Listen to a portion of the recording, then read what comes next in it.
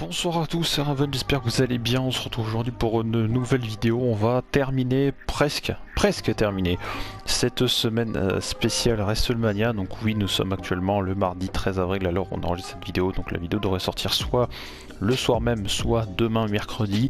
Je sais que ça fait un peu tard, sachant que là on va parler de la première nuit. On va faire donc la review de la première nuit de WrestleMania. Donc on a quelques jours d'écart, sachant que la deuxième nuit également est passée. Vous inquiétez pas, vous aurez bien les deux reviews. Mais avec monsieur Vipé qui est ici présent, donc bonsoir à toi. Bonsoir. On s'est accordé une petite pause lundi. On s'est dit on va souffler un peu, bon sur le montage, et puis monsieur Vipé pour les enregistrements avec moi, puis on a quand même passé 2 nuits à se coucher à 6h du matin. Donc on s'est accordé une petite pause, et on espère quand même que ces reviews vous plairont. Review de la première nuit, monsieur Vipé. On est habitué sur cette chaîne, c'est toi qui ouvre toujours le bal. On va les faire du coup dans l'ordre dans lequel ils ont été présentés. Donc autant les previews on n'a pas l'ordre, mais là du coup dans l'ordre. Donc WrestleMania qui commence en retard à cause on va en parler quand même pratiquement 3 quarts d'heure à cause de soucis météo. Il y a eu énormément de pluie et on s'est dit mon dieu, ça va, déjà qu'on attend 2h du matin, c'est très long. Et encore j'avais un peu plus la patate la deuxième nuit, je pensais pas le regarder, mais finalement c'est passé, donc on a regardé les deux en même temps, voilà. On n'était pas à côté, parce que c'est un peu compliqué, mais voilà, on est resté en partie vocale, en chat, donc on a pu le suivre en même temps. Donc déjà ça commence tard, donc on se dit mon dieu, ça commence bien. Donc VVE a essayé un peu de faire leur spécialité, c'est-à-dire gagner du temps. Combler. Ouais, voilà, ils ont essayé de combler avec quelques interviews qui n'ont pas servi spécialement à grand chose. Mais voilà, on est un peu patient et ça y est, le show commence enfin. Et l'opener n'est autre que Bobby Lashley qui met son titre WWE en jeu contre Drew McIntyre. Je te laisse engager. Des matchs très très longs pour ma part. Je l'ai trouvé extrêmement long. Des points positifs, ça fait du bien de voir un match à WrestleMania avec du public, etc. Oui. Et que le match n'est pas un match qu'on a eu ces dernières éditions de WrestleMania où c'est que finisher sur finisher. Oui, bah ça aurait été con vu la tronche de la carte. Voilà, ça aurait été très con. Mais le match, j'ai trouvé assez long. Après Bobby Lashley qui gagne par soumission. Non, il a pas tapé. Il s'est endormi. Donc, oui, mais bon, c'est gagné clean quand même. Oui, il a gagné clean. Et j'avais quand même dit que Bobby Lashley allait conserver, et j'avais raison parce qu'ils veulent protéger sa prise de soumission qui est très puissante, et en fait ils veulent la protéger. Et que personne n'a réussi à se dégager. Non, depuis. Sachant que je tiens à préciser pour la review de cette nuit 1 et également de la nuit 2, on risque de parler un peu de l'épisode d'Euro. D'Euro de cette semaine, donc l'Euro après WrestleMania. Parce que pour ceux qui ne le savent pas, attention spoiler, voilà, ceux qui ne savent pas ou qui attendent la diffusion d'Euro en France, on va spoiler Euro, donc voilà, donc si jamais vous n'avez pas envie d'entendre, avancez un peu plus dans la vidéo, ou vous laisserez nous mettre des timers, enfin bref, je sais pas. Et voilà, on va spoiler, donc attention, je vais le dire tout de suite. 3 secondes pour partir, si jamais c'est pas le cas. 1, 2, 3... Drew McIntyre, prochaine challenger au titre WWE.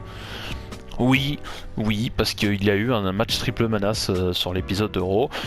Et il y avait Braun Strowman, qu'on parlera un peu plus tard dans la vidéo, Randy Orton, et évidemment Drew McIntyre, et le gagnant allait affronter Bobby Lashley lors du prochain pay-per-view qui sera le 16 mai, je crois que c'est, ou le 18, je sais plus. Enfin bref, c'est milieu mai, avec WrestleMania Backlash, voilà, ça s'appelle comme ça. Pourquoi est-ce que ça s'appelle comme ça? Parce qu'ils vont nous remettre, faire des matchs revanche de WrestleMania, je sais pas. Et si on remarque bien, l'année dernière du Backlash, c'était Drew McIntyre, Bobby Lashley. Et Drew McIntyre était champion. Peut-être. Je sais pas. À un an, Sachant que c'est con parce qu'au lieu de mettre Backlash, pourquoi ils nous ont pas mis Payback plutôt? Parce que Payback ça veut dire pour revanche, je crois, la traduction, ou quelque chose comme ça, quelque chose en rapport avec la revanche. Donc WrestleMania Payback ça aurait été plus stylé, je trouve. Oui, c'est vrai. Parce qu'il y a eu, je sais plus quelle année c'est, mais ils avaient fait ça, ils fait WrestleMania juste après Payback. Et je trouve que ça avait du sens parce que WrestleMania, la plus grande scène du monde, tu perds ou tu gagnes et tu fais Payback.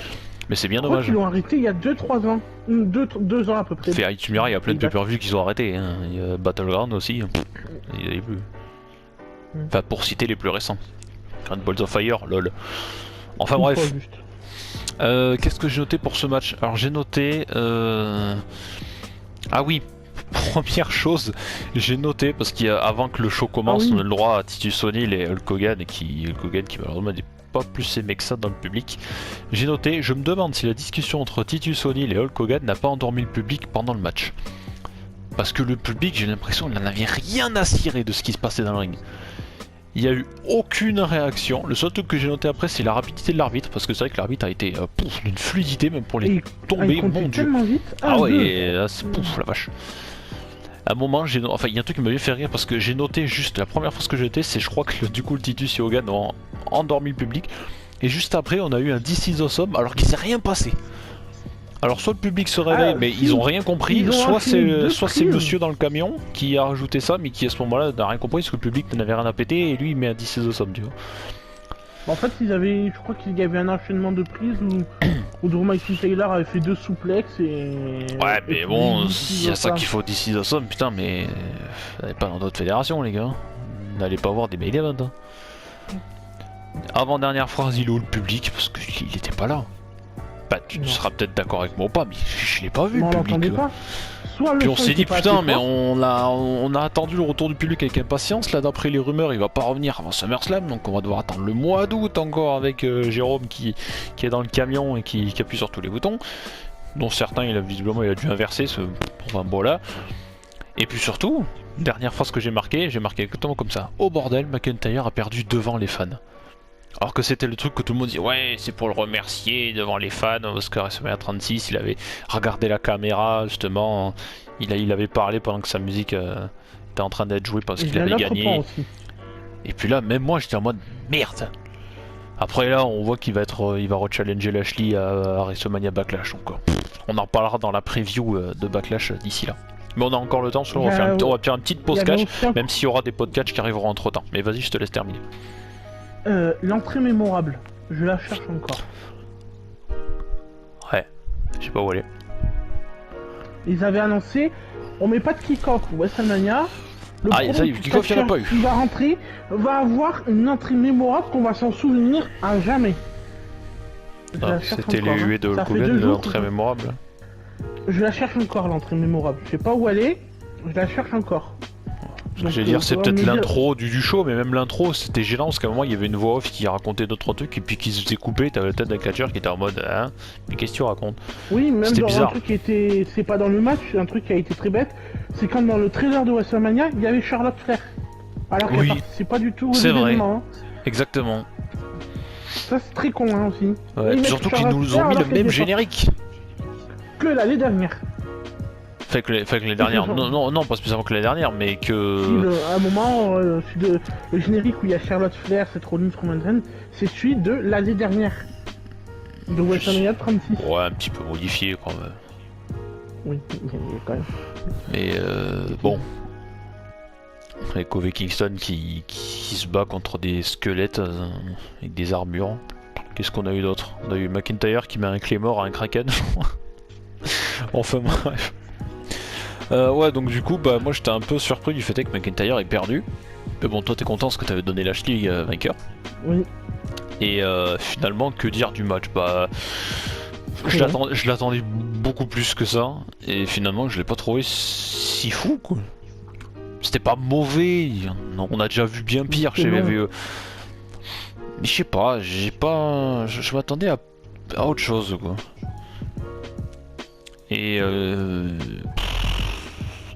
Et j'ai l'impression que le fait est que la petite interview qu'il y a eu, et il y a encore eu un face-à-face où ça a failli péter entre McIntyre et Lashley là, avant que quelques minutes avant que le show commence. Je trouve que c'est un peu dommage d'avoir fait ça, sachant que certes c'était que de l'impro le temps que la pluie passe. Mais c'est bizarre parce que du coup on essaie de nous montrer un McIntyre encore plus sûr de lui qui va battre Lashley et tout, alors que finalement... Bon, il perd derrière et en plus il a perdu connaissance, enfin, bref. Donc bon, un peu déçu de cet opener, mais on s'est dit bon, allez, c'est que le premier match, ça va aller mieux le deuxième. Aïe aïe aïe aïe aïe aïe aïe. Je vais en parler en premier cette fois-ci, de toute façon je pense pas que tu aies beaucoup envie d'en parler. Le match à élimination, le Gauntlet match pour déterminer les aspirantes au titre par équipe. Mon dieu, première phrase que j'ai notée, plus jamais Lana et Billie Kay dans le même ring. C'est d'un horrible. Ah, il faut plus jamais que ça refasse ça. Brandao, hein. Parce que entre la Brandao de Lana qui passait à 6 mètres. Mon dieu, Lana. 6 mètres, il y a un écart, tu peux mettre une personne entre les deux. Tu mets le Big Show entre les deux. Tu mets le Big Show. Encore, il y en a qui ratent, c'est près, ils ratent de près. Mais oui, là, mais même ça se voit pas trop quand certains ratent, parce qu'avec la caméra, t'as l'impression qu'ils touchent. Tu peux passer au milieu, tu fais salut. T'as un match qui passe en continent, il passe, hein. Ah, c'est ça, là, t'entends rentrer. Ah, mais. Oh là là, c'est pour ça que je dis Lana Billie Kay dans le ring, ça a pas duré longtemps, heureusement. Ne faites pas une rivalité Billie Kay et Lana plus tard. Oh non, sûrement pas. Billie Kay qui, moi je trouve. J'irais pas insupportable parce qu'en soi elle m'embête pas quoi. Mais je la trouve vraiment pas utile quoi. Autant Bayley à la limite elle me fait un peu rire, même si là la deuxième nuit elle a été plus, on va dire insupportable plus que marrante. Même si pendant l'épisode de Raw SmackDown je sais plus dans quel roster elle était, moi je m'en fous un peu. Elle m'a fait un peu marrer. Mais bon on en parlera dans l'autre nuit. Le truc qui est dommage c'est que on voit Billie Kay alors que ça. Peyton Royce, salut. Partenaire, elle a un peu plus de talent, je trouve. Elle est un mais peu largement. Je sais plus dans quel match c'était. Elle avait fait un 1v1 contre je sais plus qui, c'était très bien. Bah, Asuka. Et là, Peyton Royce. Et voilà. Et à la place, on nous met Carmella et Billie Kay parce que les pauvres, elles ont pas de plan. Et lui, il s'est dit, bon, allez, on va les mettre ensemble parce que c'est fun. Bref, heureusement, il y a un truc qui était bien après, c'est l'arrivée du Riot Squad avec des superbes tenues par contre. Parce qu'avec Liv Morgan aux tenues d'Harley Quinn et Ruby Riot aux tenues du Joker, enfin aux tenues en couleur du Joker, ça c'était bien par contre. Faut avouer que c'était bien. Très bien. Ensuite, bon, évidemment, va en parler. La gamelle, la chute, la boutade. Chute à l'arrière du peloton. Chute à l'arrière du peloton. Mandy Rose qui chute et qui perd le maillot jaune. Aïe aïe aïe aïe aïe. La glissade. C'est dommage. La piste était encore humide. Il n'y avait pas les pneus pluie. Chute à l'arrière du peloton pour Mandy Rose qui s'est relevé instantanément. C'était plutôt drôle. Ça va, sans gravité, chute sans gravité. Ouais. Donc on s'est dit bon, dans le ring c'est pas terrible, Mandy Rose qui se casse la tronche. On se dit ben bordel, mais qu'est-ce qu'il pourrait y avoir de pire? Qu'est-ce qu'il pourrait y avoir de pire? Eh ben qu'il y a une erreur d'annonce pendant l'élimination de Mandy Rose et Dana Brooke. Voilà, donc même là on se plante. Non, on annonce une équipe qui est éliminée. Le Riot Squad est éliminé, mais en fait c'était pas eux, c'était ouais, non, c'est Mandy Rose, Dana Brooke. Je sais pas si l'annonceur dormait ou s'il avait picolé avant, je sais pas, ou si c'était voulu. Ils sont foutus du match. Mais c'est ça, mais même lui, c'était dit bon, qui c'est que j'ai envie d'éliminer en premier. Ah non, c'est pas. Mais c'est marrant, c'est que ça a choqué personne. Non. C'est après qu'ils se sont dit, Didier, je crois que t'as fait une erreur, je crois. Parce que je crois que dans le ring, il n'y a pas eu spécialement de réaction, tu vois. Non, il n'y a pas eu de réaction. Il me semble pas qu'il y ait eu de réaction. Le mec il a dû être endormi ou il était pas intéressé. Mais c'est ça. Dana Brooke et Ruth sont pas éliminés, elles vont gagner. Ah pardon, non, elles sont éliminées, excusez-moi, je rectifie. Dana Brooke et Mandy Rose sont éliminées. Ah, c'est bien d'avoir reconnu. Et c'est ça. C'est vraiment bizarre. Puis j'ai marqué ensuite encore une fois le public. Il est où le public? Il en a rien à péter, le public. Mais qu'est-ce que tu veux? Mais ça fait déjà 2 matchs que le public n'en a rien à faire. Qu'on en a rien à péter pour ce match-là, je comprends bien, mais pour Lashley McIntyre, quoi. Oui, mais le deuxième match... Et puis finalement, dernier match, j'ai marqué, bon bah finalement, match suivant. Victoire de Tamina et Natalya. Parce qu'à un moment, faut arrêter de déconner. C'est peut-être la seule équipe qui méritait, j'en sais rien, mais... qui avait l'air un peu plus sérieux pour l'affronter Nia Jax chez Shayna Baszler. Et on en parlera demain, enfin demain, sur la deuxième nuit du coup. Enfin bref, heureusement le troisième match, ça sera bien mieux. Donc on va en parler tout de suite. Seth Rollins, Cesaro. Cesaro à WrestleMania. Sur la carte principale. Mais là on peut dire enfin. Enfin. Alors, premier fou rire, la vidéo de promo du coup entre Seth Rollins et Cesaro. On nous montre un passage où Cesaro a fait le swing sur Rollins, mais on nous le montre en accéléré. Sauf que pendant qu'il y avait la vidéo en accéléré, donc évidemment ça allait plus vite, il y avait Rollins qui avait le micro au début qui disait ouais vas-y pose-moi, je t'interdis de me faire ça et tout. Voilà, et pendant qu'il tournait, il avait encore le micro entre les mains et on l'entendait faire ah putain arrête Cesaro. Voilà. Faut qu'on accéléré ça faisait C'était tellement drôle. C'était une info, franchement, alors ça, si vous l'avez pas vu, ça a l'air peut-être con comme ça, mais allez sur la chaîne YouTube VVE, parce que la vidéo elle y est. Vous marquez Seth Rollins Cesaro Swing, quand il avait fait pendant l'épisode de SmackDown, Raw. Putain, ils sont dans quel roster? SmackDown. Et voilà, vous prenez cette vidéo là où Cesaro il tourne pendant très longtemps, vous prenez la vidéo, vous la mettez en 1.5, enfin bref, vous l'accélérez, peut-être pas au maximum, mais au cran juste avant, et vous tapez des barres. C'était des barres de rire, c'était la première truc, le premier fou rire de la soirée. C'est ça. Ah, c'était bien ça. Oh là là là là là. Qu'est-ce qu'on a eu le droit? Le magnifique splash de Rollins. Faut en parler, toi aussi. Ouais, ce nouveau un peu. En fait, il s'élance pour un splash normal. Ouais. Mais il fait une vrille sur lui-même. Ah, c'était Je beau. sais pas comment l'expliquer. C'est. Ouais, c'est. Je sais pas, mais très beau. ça, c'est l'innovation, tu vois. Même si le Rollins, on le connaît, ce qu'il fait dans le ring, mais c'est bien, ça innove. Mais c'est WrestleMania. La puissance qu'il a. La puissance, comment il le reprend en powerbomb, après en neutralizer, mais il a une puissance. Il est tellement puissant. Par contre, quelque chose que j'avais noté, c'est que je pense qu'on l'avait tous les deux, c'est j'ai marqué cette peur d'une potentielle défaite de Cesaro. À chaque tombée d'une grosse prise, on s'est dit mon dieu, il va perdre. Oui. Bon, parce qu'on a eu peur quand même à certains moments. À un moment, il met un pedigree, cette Rollins, il fait oh putain, non, c'est terminé. Il l'a mis, il l'a placé. Et là, je vois 1, 2, oh. Oui, il se dégage, tant mieux. C'est clair. Ah, Par contre, là, on a été surpris. J'ai marqué le mec remet son slip avec ses Rollins sur les épaules. Oui.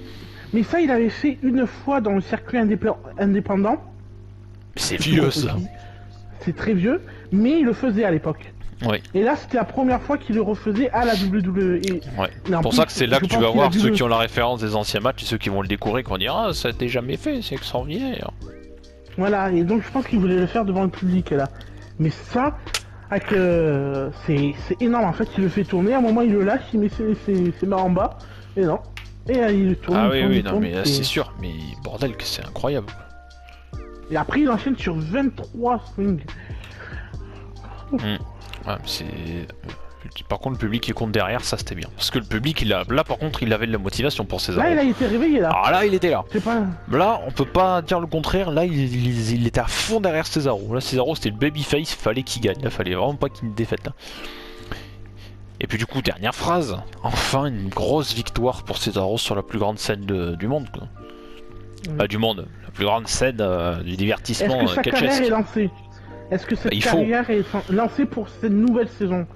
Moi je parle de nouvelle saison parce qu'à chaque fois après chaque WrestleMania pour moi c'est une nouvelle saison qui commence. Non, Cesaro, faut qu'il aille taquiner un titre maintenant.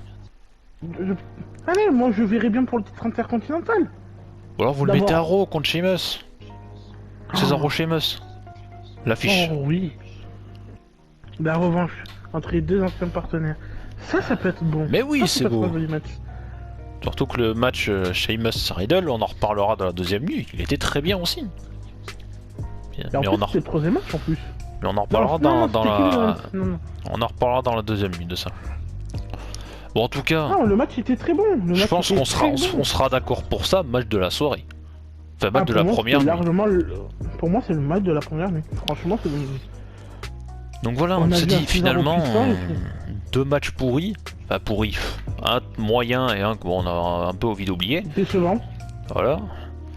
Et le troisième match, très bien. Je pense que même un jour, je me le regarderai. Parce qu'il était très bien. Quatrième match, on enchaîne. Le New Day.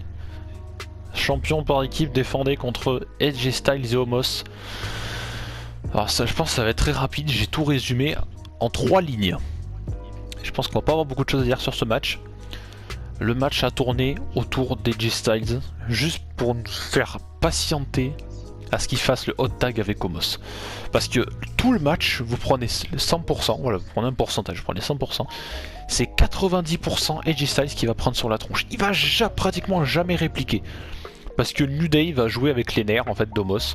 En mode ouais tu rentreras pas, on va voir AJ Styles et tout. Et AJ Styles il va passer pour un nul face au New Day quoi.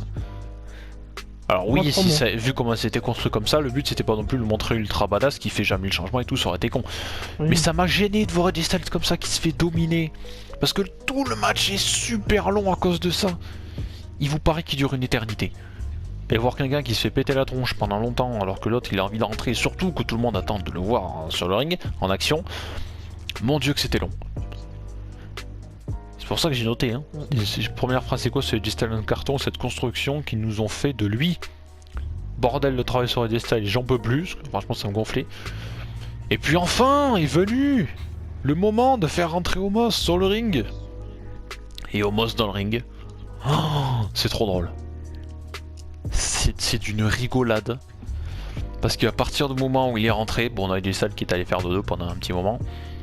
Ça n'a pas duré très longtemps quand il est rentré. Mais quant à Omos, son 2m42 qui rentre, qui fait face au New Day, c'est super marrant. Parce que là, on a Xavier Woods qui nous sort une tête en mode oh putain. Oh bordel. Trop fort. Et Omos, il a démonté tout le monde. Il est trop puissant, il a soulevé les gens, il les a éclatés avec des petits backbreakers. Il a pété, mais il a pété les tronches. Son finisher il est puissant aussi, son finisher. Et l'impact de son finisher. Mon dieu. Par contre, je reviens à un point que tu as raconté par rapport à AJ Styles et tout. À un moment, il y a Kofi qui tend la main de AJ Styles vers Omos. Oui. Mais Omos, il peut se pencher, hein. Il peut se pencher. T'as le droit. Omos il bouge pas. T'as un bras, il est aussi gros que moi.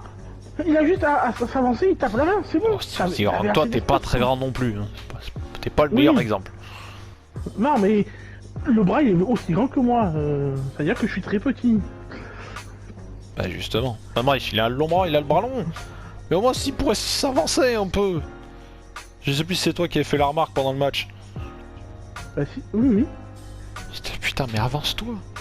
Mais avance, Et tu vois que finalement il recule juste après, et puis nous on était là derrière en mode putain, mais au moins ça avance, ça va continuer. Il y avait la corde qui pendait où on a le droit de prendre, parce que au bord dans le coin, t'as une corde, on peut la prendre. Oui, on peut la prendre, oui. Mais il pouvait la prendre et s'avancer, il avait large. Non. Il avait large. Il a pas fait. Mais en tout cas, comme je dis, heureusement il est rentré après, il a fait le ménage. Quand il est rentré, ça a dû durer peut-être 2 minutes, ça a tout cassé. Surtout la pause finale, quoi. Tomber avec le pied sur... C'est Kofi Kingston qui a pris le pin, je crois, final. Oui. Ouais, donc il est pas resté fort. Et voilà.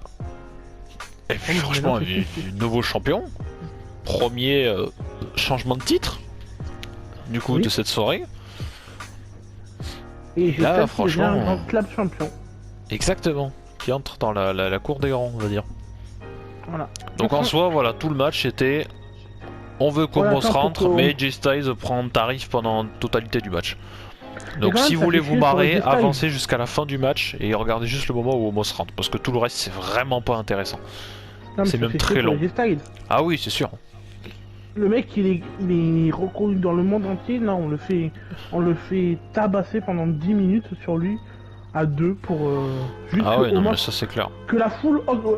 que la pop explose quand Omos se rentre en fait. Ah bah de toute façon je t'ai dit, le match ça tournait que autour de ça, hein. C'est l'arrivée d'Omos dans le ring. Mais là on va voir plus tard comment ça va se dérouler plus tard les titres par équipe. Ah oui bien sûr, mais bon. En tout cas, c'était pas fameux quand même. Enfin bref. Donc du coup, voilà, c'était plutôt moyen. Donc on s'est dit, bon bah, on a eu un très bon match avant, là ça redescend. On va se dire, le prochain match va nous faire remonter peut-être. Mon dieu, vous êtes très loin du compte. Braun Strowman, Shane McMahon. Aïe. Alors Moi, le déjà, résumé du match, c'est 2 couillons dans une cage.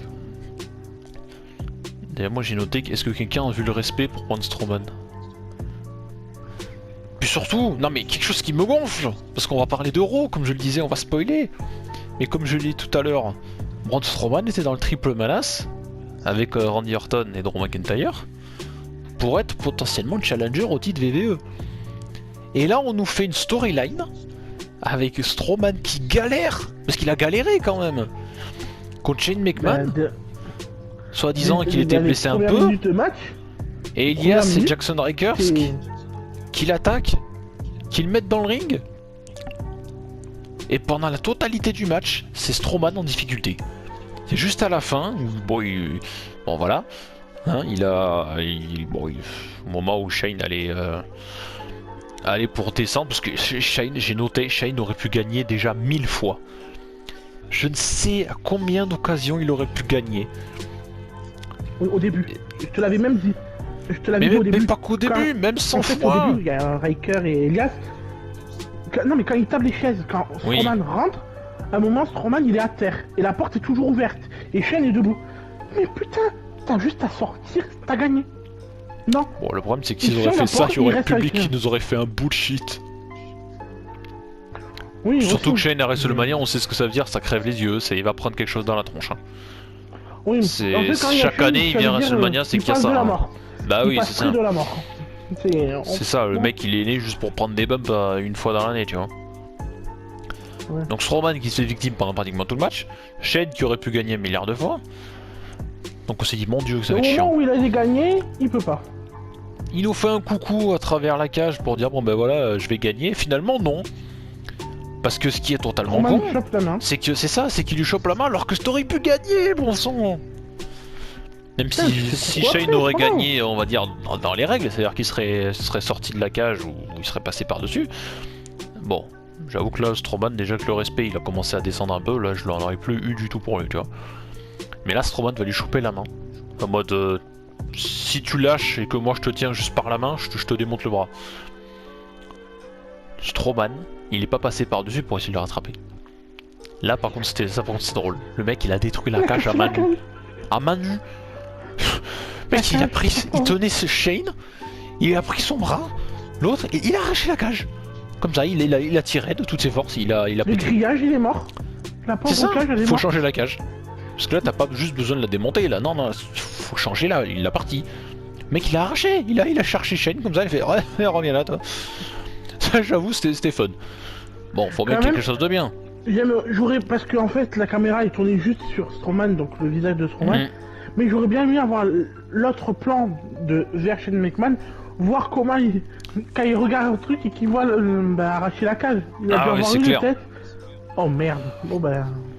Et puis comme on l'a dit, à un moment ça va se battre en haut de la cage, mais le bump de Shane trop prévisible, parce que comme je vous l'ai dit, Shane à WrestleMania, c'est qu'il va se passer quelque chose, on se doute bien qu'il va pas juste venir prendre un tombé et puis c'est tout. C'est obligé. Dites-vous bien que si WrestleMania 38 l'année prochaine, peut-être 38, t'imagines, le temps passe vite. Déjà que le 37 nous a fait bizarre. Mais bon, comme j'ai dit à monsieur Viper ici présent, je suis toujours un peu triste quand WrestleMania se termine. Voilà, c'est comme ça. Mais bon voilà.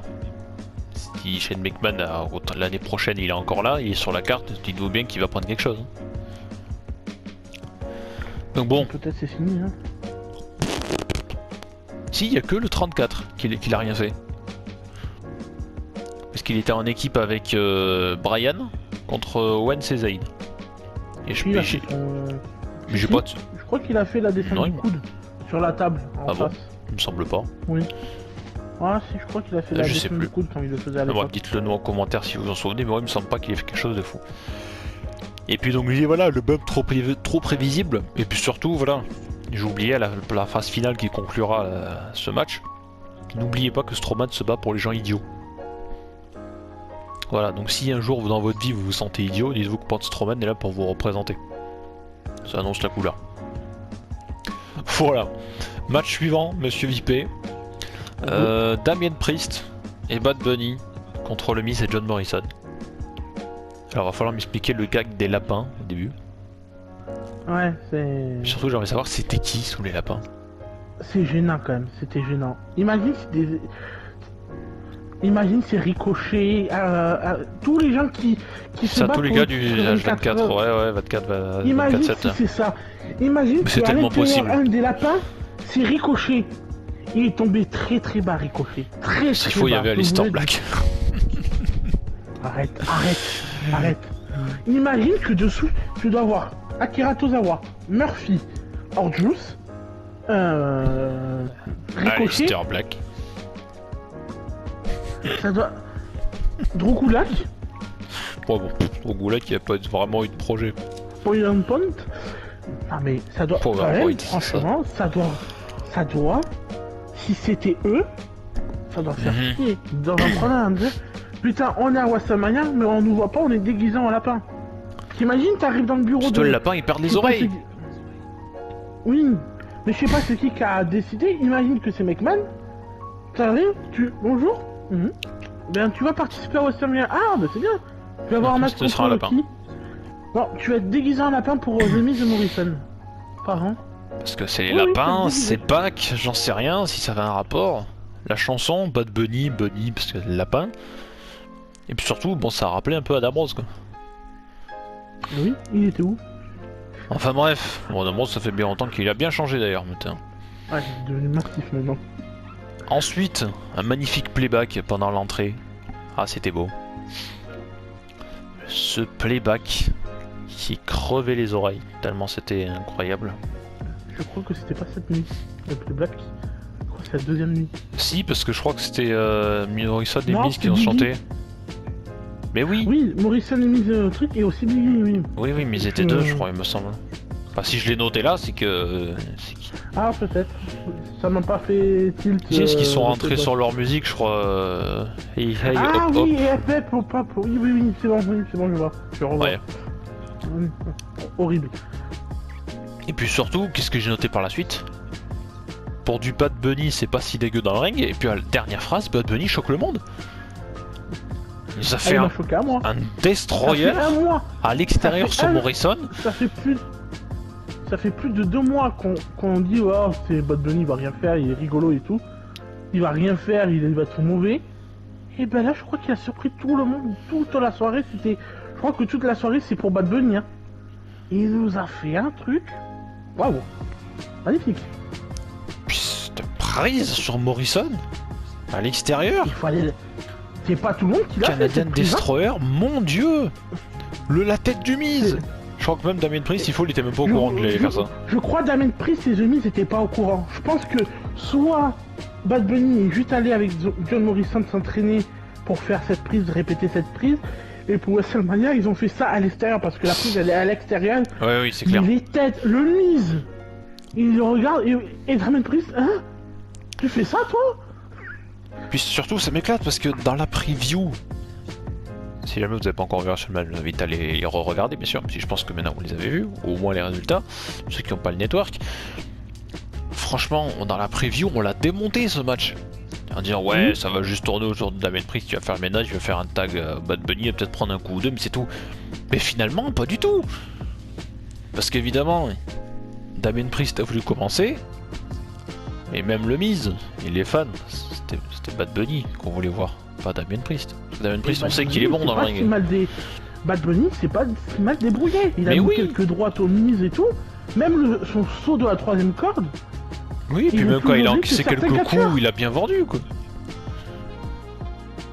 Mec, il est Franchement. chanteur de base. C'était brouillé mieux que certains catcheurs. C'est pour ça qu'on se dit putain, mais des fois, c'est pas logique. Mais bon, en soi, c'était En fait, la c'est- bonne surprise de la soirée.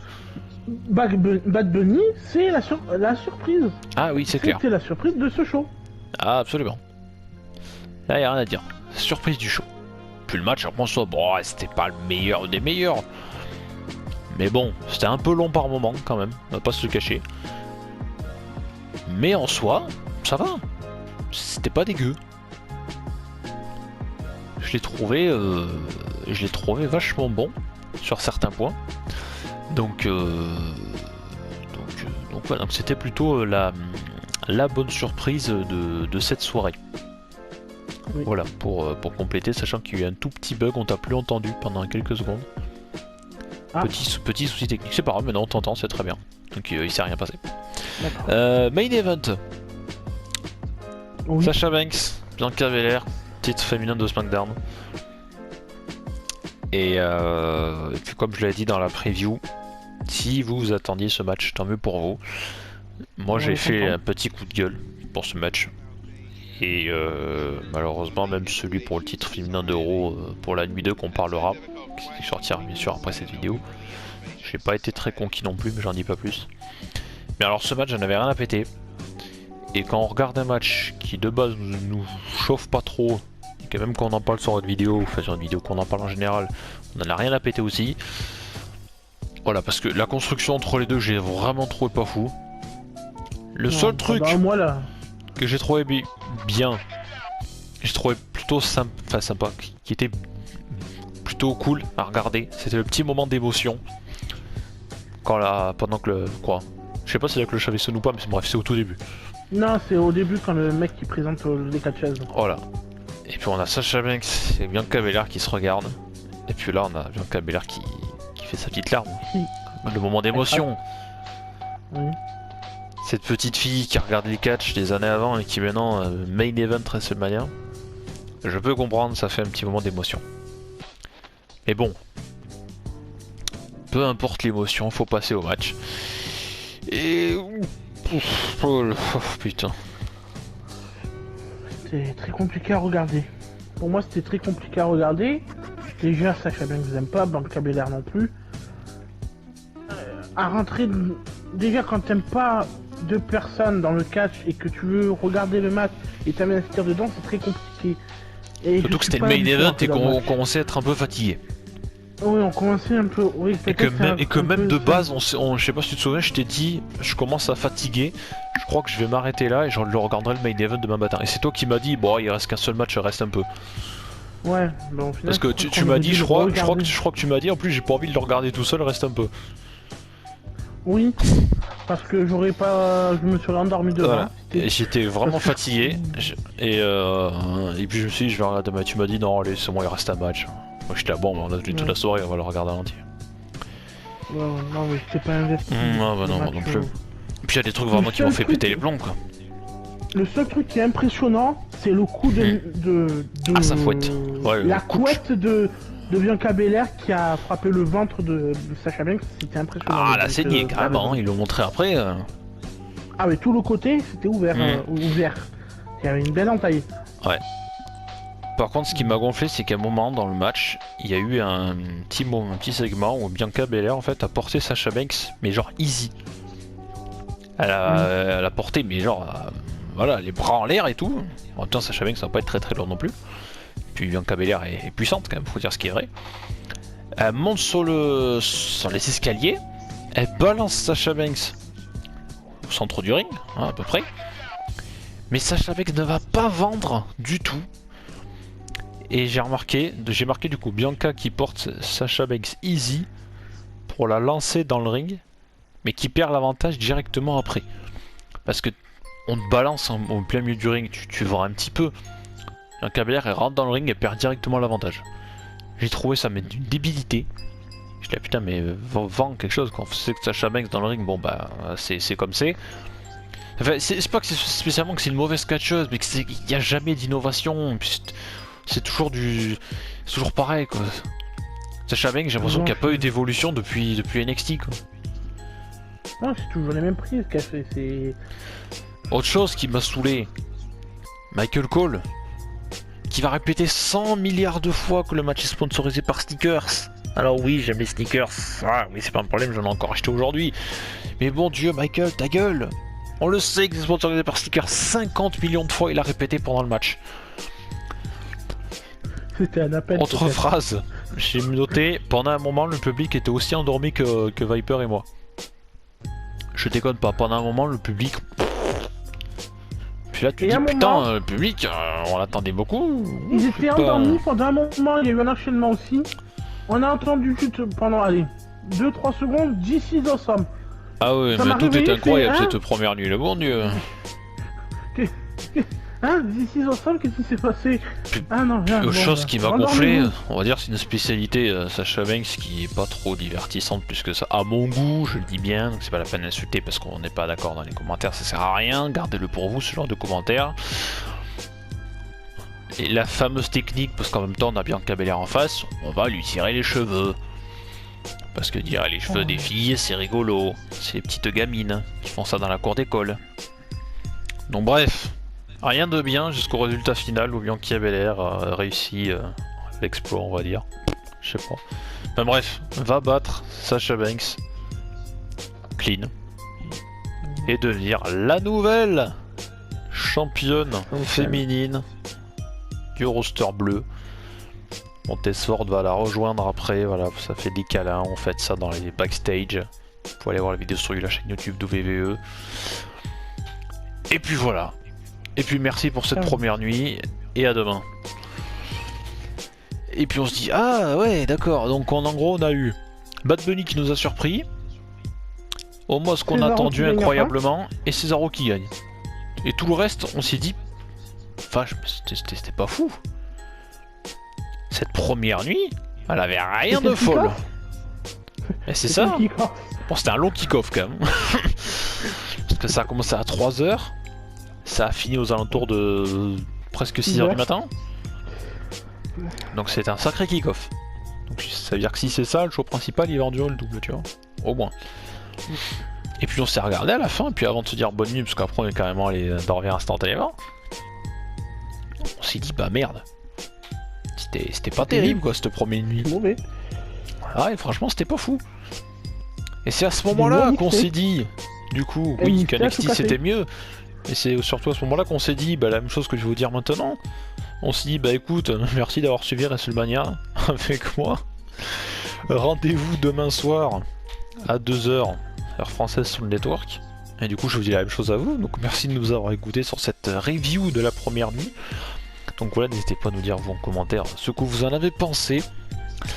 En tout cas, on se donne rendez-vous quelques heures après voilà, quelques heures après cette vidéo pour la review de la deuxième nuit qu'on enregistrera je sais pas quand, peut-être soit directement après celle-là ou j'en sais rien. Et du coup voilà, donc comme je l'ai dit, l'espace commentaire est à vous, faites-vous plaisir, donc merci Monsieur Vipé comme d'habitude, et puis on se retrouve comme j'ai dit soit dans quelques heures soit demain pour la dernière vidéo de cette semaine WrestleMania, même si on est déjà passé là d'autres semaines, la dernière, et après on se retrouvera pour un podcast, mais voilà, pas tout de suite. On va faire une pause vidéo catch, sachant que j'ai encore les achats du moment à vous présenter, donc quelque chose d'assez particulier, mais voilà, on va faire une petite pause, sachant que je sais que le catch est le sujet principal de la chaîne, mais vous inquiétez pas, on n'arrête pas pour autant, on fait la petite pause. Donc voilà, donc rendez-vous d'ici quelques heures pour la review de WrestleMania, merci de nous avoir suivis, et des plein de petits bisous, et puis on va plus rester confiné parce que c'est ce qu'il faut en ce moment. A plus, salut à tous, ciao. Salut.